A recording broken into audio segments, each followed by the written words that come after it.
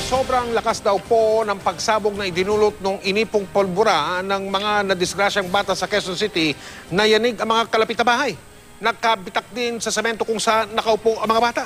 Mula sa lungsod ng Quezon, nakatutok live si Chino Gaston. Chino?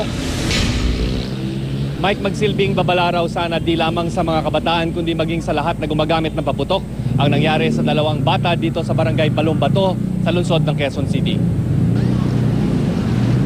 Sa kuha ng cellphone videong ito, ilang minuto lang matapos masabugan ng paputok ang magkaibigang sina John Kenneth Deniega at Mark Jason Gotos kahapon, duguan ng dalawang bata na isinugod sa ospital sakay ng isang kuliglig.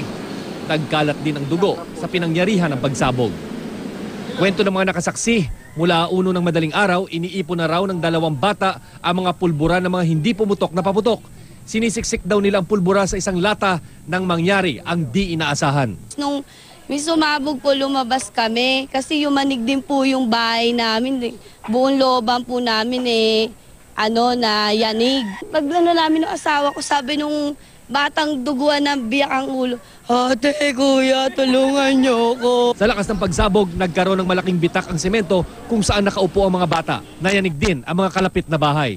Dahil sa nangyaring trahedya, sinusuportahan ng mga kaanak ng biktima ang panukalang tuluyan ng ipagbawal ang pagbebenta ng mga paputok. Dapat talaga ipagbawal nila yung paputok na yan. Dahil sa tignan sa nangyaring yan, bata talaga ang naapektuhan. Dahil ang bata talaga, hindi mo masasabi yung kalikutan yan eh.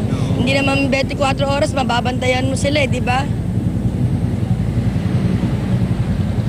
Mike, hindi man daw sinasadya ang pangyayari, naniniwala yung mga kaanak ng biktima na panahon na talagang pag-aralan ng ating mga mababatas ang panukalang pagbabawal na pagbebenta ng paputok at humanap na lamang na ibang paraan ng ating mga kababayan para salubungin ang bagong taon.